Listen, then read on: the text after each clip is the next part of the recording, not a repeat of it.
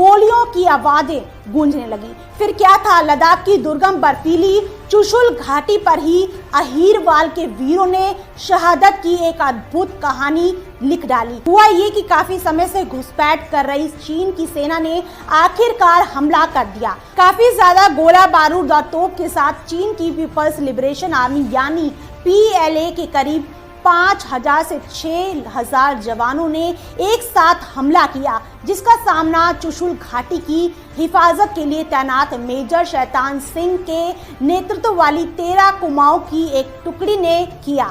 इस हमले की भयावहता और भारतीय सेना की निरता का अनुमान इससे ही लगाया जाता है कि भारतीय सैन्य टुकड़ी में सिर्फ 120 जवान थे, जिन्हें चीन की विशाल सेना का सामना करना पड़ा था। इतना ही नहीं, इस बीच में एक चोटी ने कुछ इस तरह से रास्ता रोक रखा था कि हमारे सैनिकों की मदद के लिए भारतीय सेना तोप और गोले भी नहीं भेज पा रहे थे। ऐसी परिस्थिति किसी को भी तोड़ने के लिए काफी है, लेकिन उन 120 जवानों ने चीन की विशाल फौज और उनके उम्दा हथियारों का मुंह तोड़ जवाब दिया।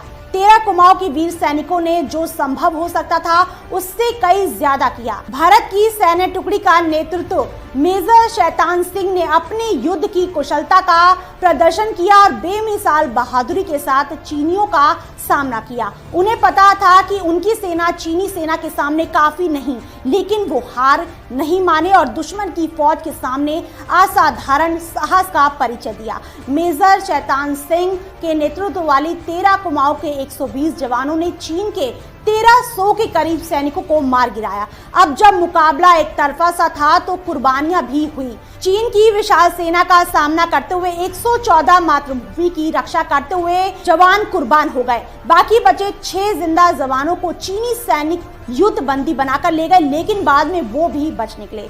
बाद में इस सैन्य टुकड़ी को 5 वीर चक्र और 4 सेना पदक देकर सम्मानित किया गया और शैतान सिंह को अद्भुत नेतृत्व के लिए परमवीर चक्र से सम्मानित किया गया। सैन्य इतिहास में ऐसा पहली बार था जब किसी एक बटालियन को एक साथ बहादुरी के इतने पदक से सम्मानित किया गया हो। बाद में सरकार ने कंपनी का नाम रेजांगला कंपनी रख दिया। जीवित 6 जवानों में से एक कैप्टन रामचंद्र यादव 19 नवंबर को कमान मुख्यालय पहुंचे और 22 नवंबर को उनको जम्मू स्थित एक आर्मी हॉस्पिटल में भर्ती किया गया। इसी दौरान उन्होंने इस युद्ध की पूरी कहानी बयां की। यादव ये मानते हैं कि उनके जिंदा रहने का कारण ये है ताकि पूरे देश को 120 जवानों की वीर गाथा के बारे में पूरा देश जान सके। उन्होंने आंखों देखा हाल बताया, जिसके मुताबिक पहले तो चीन की ओर से काफी उग्र हमला किया गया। 2 बार पीछे धकेले जाने के बाद भी वो अपनी हरकतों से बाज नहीं आए, तो दूसरी तरफ भारतीय जवानों का गोला बारूद खत्म हो गया, जिसके बाद खाली हाथों से युद्ध का सामना करने का निश्चय किया गया। यादव ने बताया कि नायक राम सिंह नाम के एक सैनिक जो रेसलर थे, उन्होंने तो अकेले ही कई चीनी सैनिकों को मार गिराया, लेकिन दुश्मनों ने उनके सिर में गोली मारी और वो शहीद हो गए। आपको बता दें कि 13 कुमाऊं के 120 जवान दक्षिण हरियाणा के अहीरवाल क्षेत्र से थे।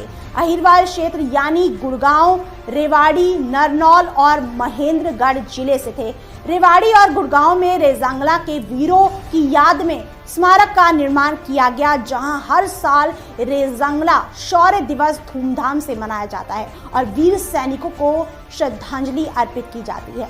भारत का इतिहास बेहद समृद्ध है और देश के इतिहास को रेजांगला युद्ध और भी गौरव से भर देता है। भारत में आजादी के बाद जितने भी युद्ध हुए हों, वो लोगों पर गर्व करता है और बताते हैं कि हमारे देश के जवान किसी भी परिस्थिति से जूझ सकते हैं। उन्हीं में से एक है रेजांगला युद्ध, जो भारतीय जवानों के अदम्य साहस और अद्भुत पराक्रम की चरम सीमा को बताता है।